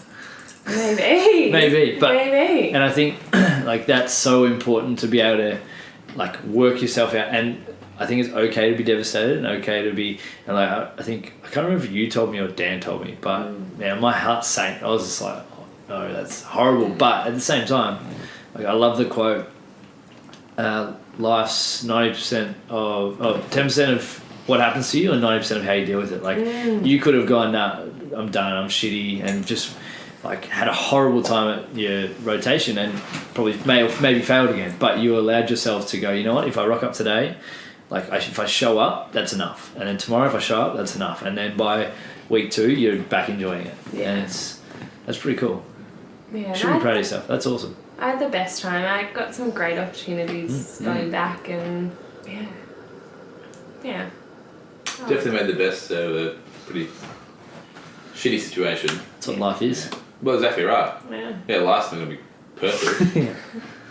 Good. No, it's totally true. Like, yeah, you got to... What question to ask? Achievement. What's yours? Hit me. I don't know yet. Haven't had it yet? Probably haven't reached it yet, no. I mean, I think we've nailed some pretty good friends. Crickets. Define nailed. No, I don't know, yeah. I find I assume they're in the room. they could be anywhere. Yeah, I true. might not have met them, actually. I don't know, I always find these questions, like, very, very difficult. Do you think the more you think about it, the better you get at answering them? Because I find, I hear, having done 36 of these now, I find I'm able to think more about each of the answers that I would give. I think, like, automatically when someone asks me a question like that, I just shut off. And it's like... Old mate struggle too, other Dan. Yeah. I don't know, like... I feel like I am very much for progression. Mm-hmm. Like, I like to advance myself, I guess. Like, I don't... One of my greatest... I was in my interview for my internship position. Yeah. Dan and I just looked at each other for those of you playing at home. You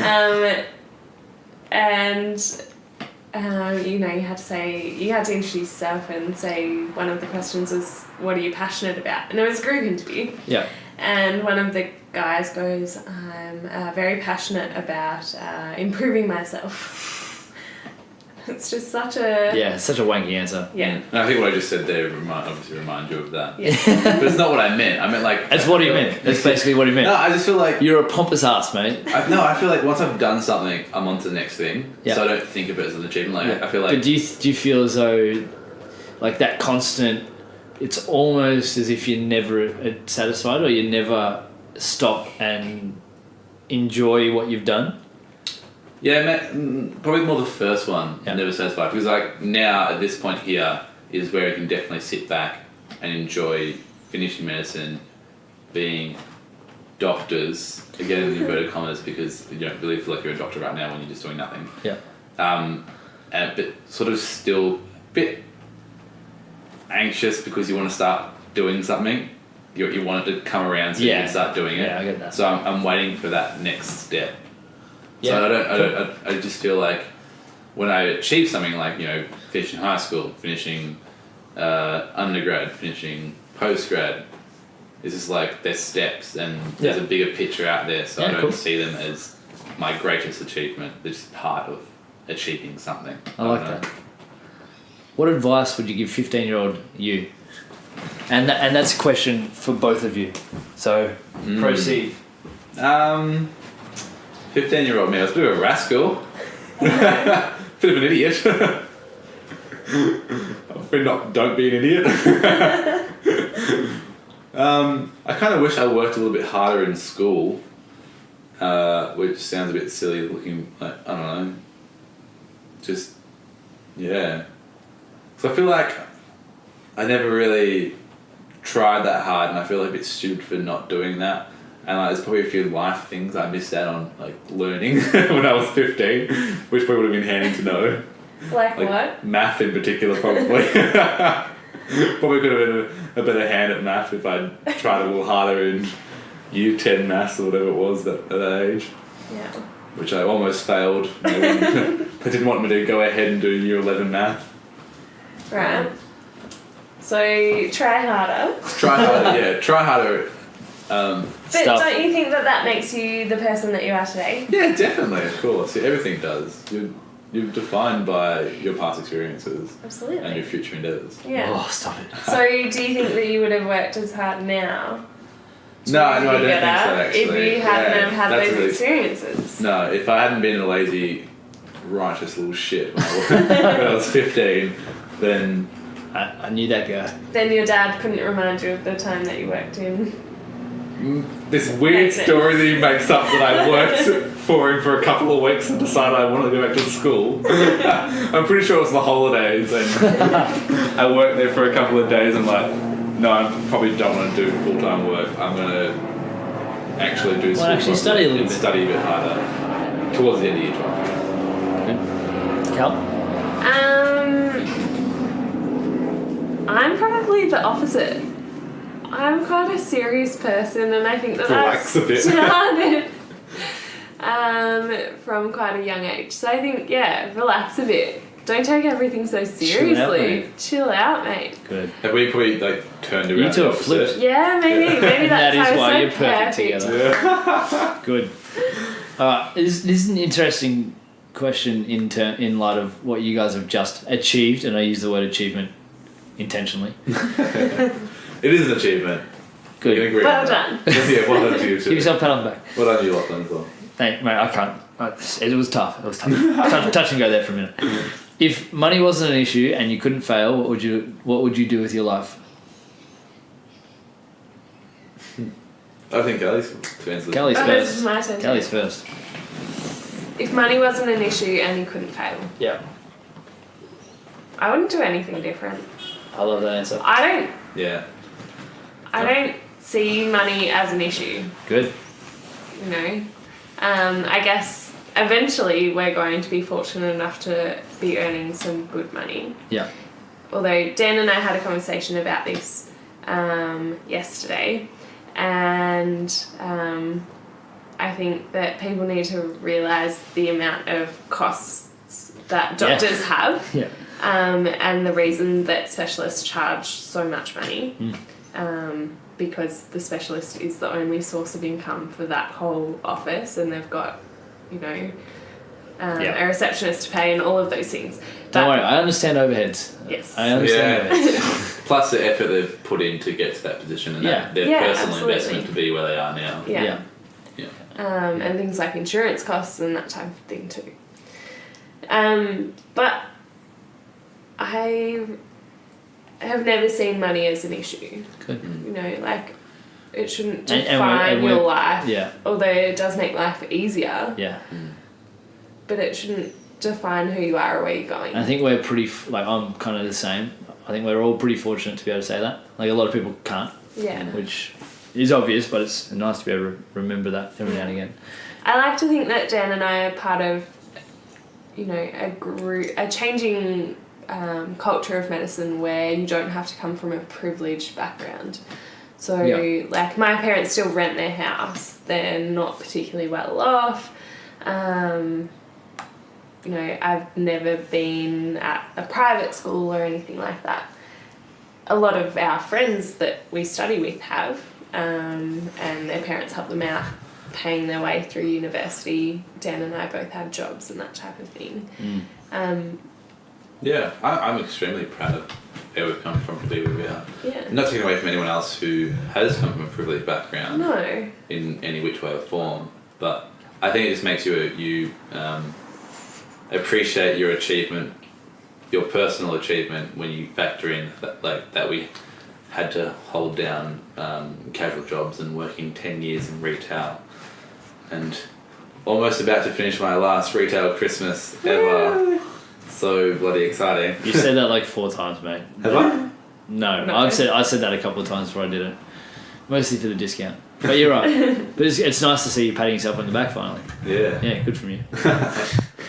If you guys could be remembered in one sentence, what would it be? Oh my god. I think you summed up quite well my 21st birthday, didn't you?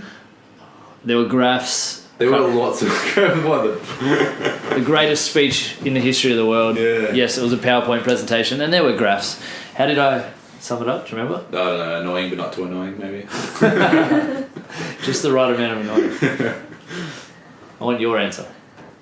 No, I don't think you said it a lot. I'm pretty sure I just made that then. Annoying but not too annoying. Yeah.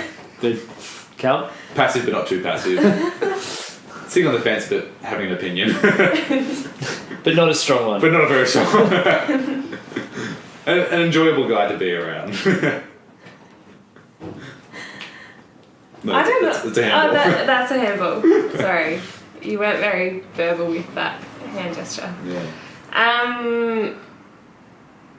Oh, God, that's so hard. It's a huggable, lovable kind of guy. Girl. It's unisex now. 2017, mate. Yeah, exactly. Oh, it'll be 2018 when this podcast is out, so. I don't know. Takes things a bit seriously, but I don't know. Can have a laugh. Can have a laugh. Oh my God. Can That's drink, such a terrible can drink sentence. lots of gin regardless. Good. I don't know. That's a terrible answer. Sorry, Lucky. It's alright, we'll work on it. What is success to you, Kelly? Having purpose, being happy, being surrounded by family and friends. Awesome.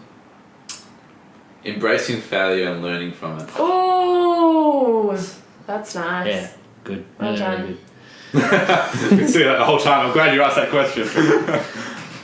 I want succinct answers to this one because we could go on, like, this is a topic that we could talk about for another podcast. But if you could go back to high school, year 10, what are 3 subjects you wish they taught you, or 3 things you wish they taught you at school? I wish I did economics. Yeah. Like some basic form of economics to have like a good grounding there. And broadly class it under like life skills. Yeah. How to change a tire, how to change a light bulb, how to service a car. And then one more.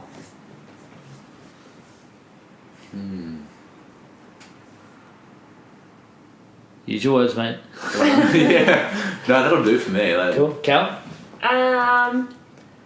Politics. Mm-hmm. Yeah. Oh, Although had I commerce. wonder whether.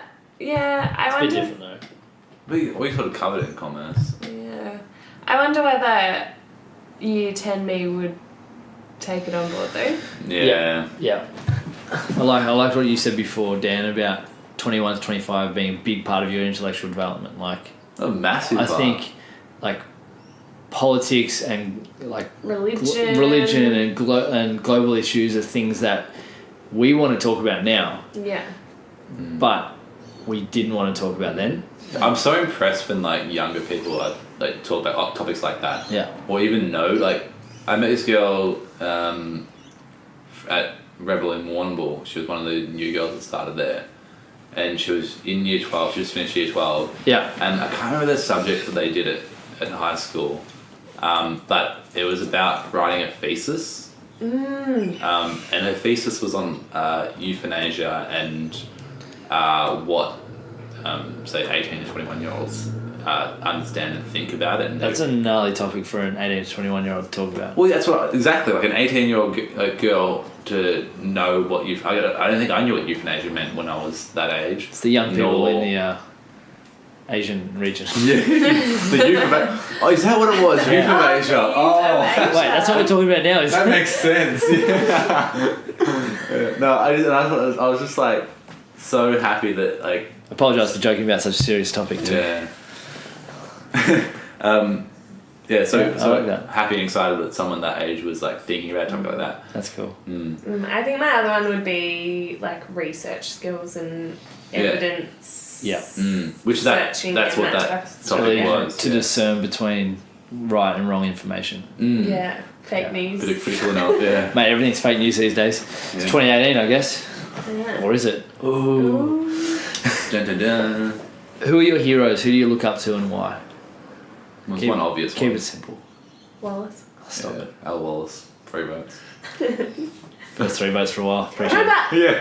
I really do look up to you because having these types of conversations, you know, you have them with a whole bunch of different people, and to like hear about your experiences and see how you've grown as a person, both, you know, professionally and personally, I think that it's amazing. Like, You're the best. Used to be a little shit. Still in sometimes.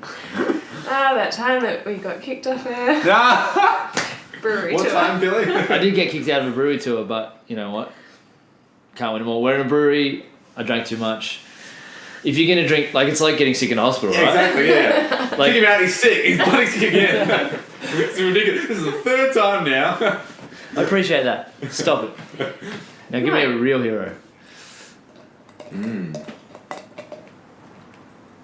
My mum. Good. I don't know, to see some of the adversity that she's been able to deal with over her life and, you know, before I was born and that type of thing.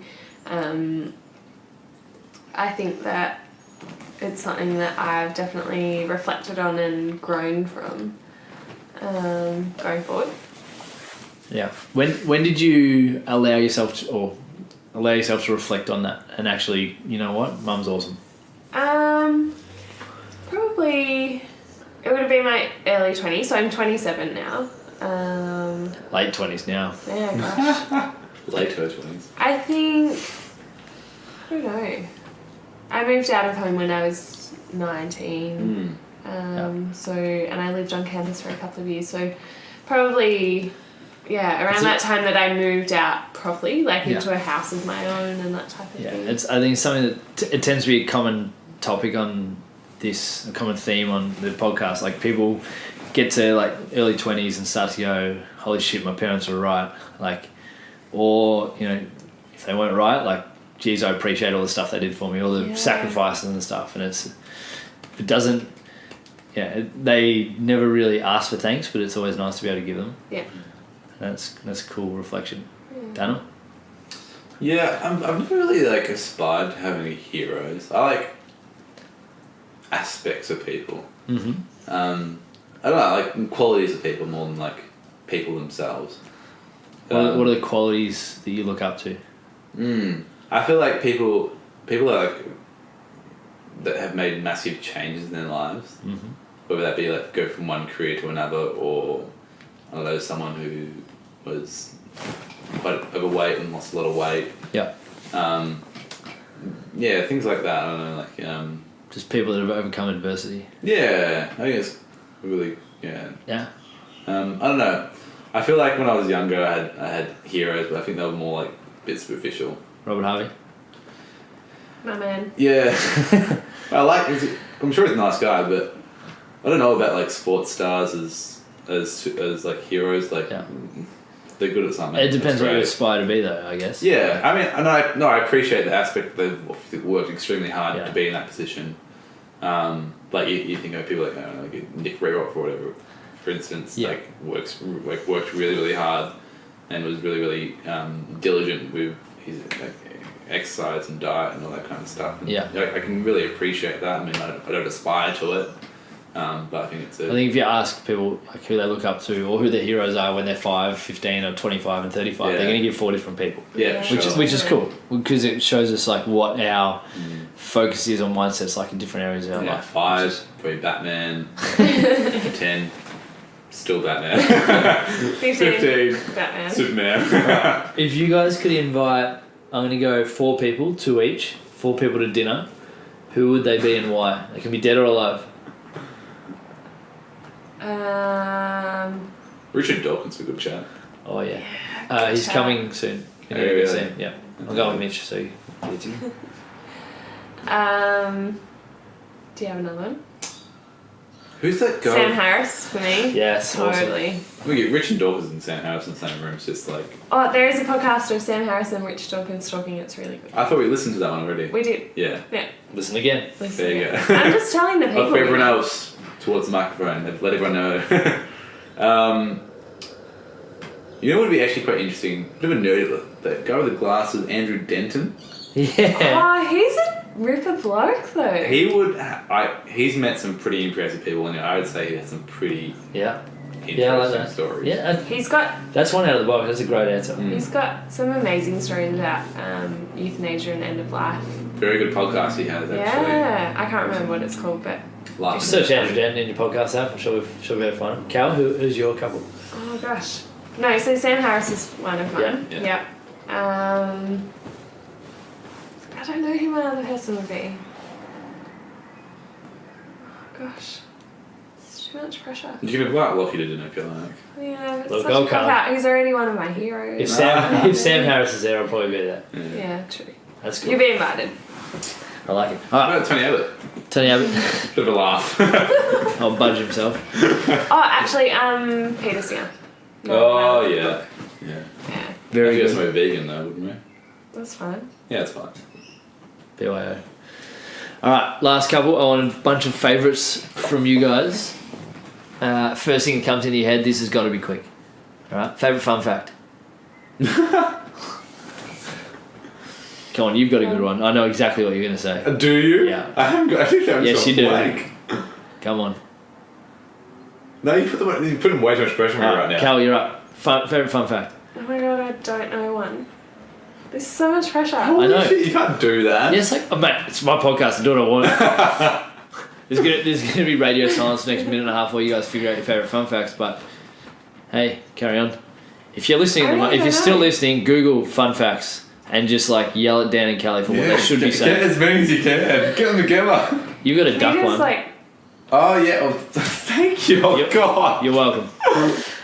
So, the largest penis to body size ratio of any animal in the world is the duck. If you don't believe me, Google it right now and look at a picture of. Go down to the park and check. It's actually really interesting, and this is take like bread with you. this is like evolution saying yes to women and empowering women. The reason why the male's penis is so long is because the female's reproductive tract is so convoluted and long to prevent impregnation, being impregnated by a male that the female duck does not want to. Oh yeah, you told me this one. So they kind of are getting raped and that, but they can still say no to having a baby from that person, which is an upside to them. And that people That person. is duck. And that's Daniel's fun I'm fact. done. Cal, what do you got? Cal doesn't have a fun fact. I'll give you a fun fact. Why can't T-Rexes clap? Because they're extinct. That was more of a joke than a fun fact, but carry on. Dan's got a great joke, by the way. Favourite joke, go. Cal, you need one now. Favorite joke? Yeah. Is that actually next Yeah. one? Oh. This is one that Connor told me actually one Oh, time. shout out. He better listen to this. I hope he does. So, it was a really, really hot day. Not too dissimilar to the ones we've been having recently. Let's say 36 degrees, really hot Australian summer's day. Celsius for our American listeners. Yes, 30, yeah, so that would be quite cold, wouldn't it? What if that is in Fahrenheit too? Are there American listeners? Are you just maybe one day? Do you know where your listeners come from? Kelly, Yeah, it's kind of cool. But anyway, we'll show you later. Yeah, so 36 degrees Celsius, Australian summer's day, and the penguin's driving his car down the road. So hot, he's just like, whew, flapping his wing, he's just like, I am so hot. And his car breaks down. He's having real trouble.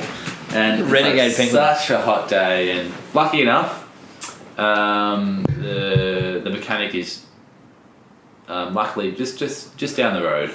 So he pushes his car along, gets into the mechanic, and the mechanic says, "Oh, yep, all right, I'll have a look at it. Hopefully, I'll fix it up for you. Might take a few minutes though, so if you want to just hang out for a bit, that's fine." It's such a long-winded joke. The penguin was like, People have stopped listening. I hope they have. I just zoned out for a second. The punchline is a killer. The penguin's like, it's a hot day, that's fine, I'm just gonna go down the street and grab an ice cream. So off he trots down the street and he's sweating up a storm. It's so hot, and he goes and gets his vanilla ice cream and he's just looking away at it, looks at his watch, and it's time to go back to the mechanic because the mechanic should be ready by now. So he's looking at his ice cream, walking back up the street, gets to the mechanic, and the mechanic goes, oh, it looks like you've blown a seal. And he's like, no, it's just ice cream. It's not the joke that I thought you were going to say. I like that joke. That's a great joke. Cal, what's your joke? What's the difference between a tyre and 365 used condoms? What's that? One's a good year, the other one's a great year. Dan's You lost haven't it. Googled that just before. No.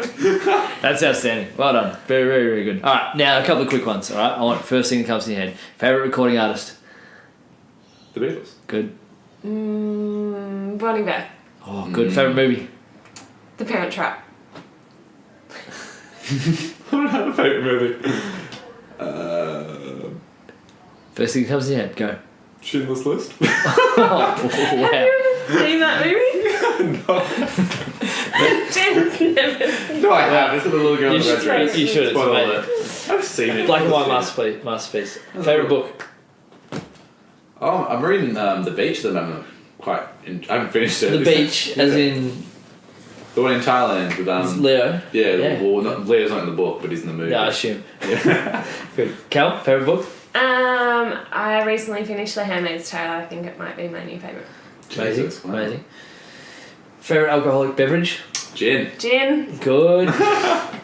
Gin Appreciation Society. And last one, favourite quote? You are what you eat. I like that. This is just descended into bloody chaos. Oh, mate. At graduation, the other day, our valedictorian had the most perfect quote. And she said, our education, bemusingly, provides us with Protection. protection against the world's injustices, but also the weapon to change them. Ooh, and on that note... Right in the feels.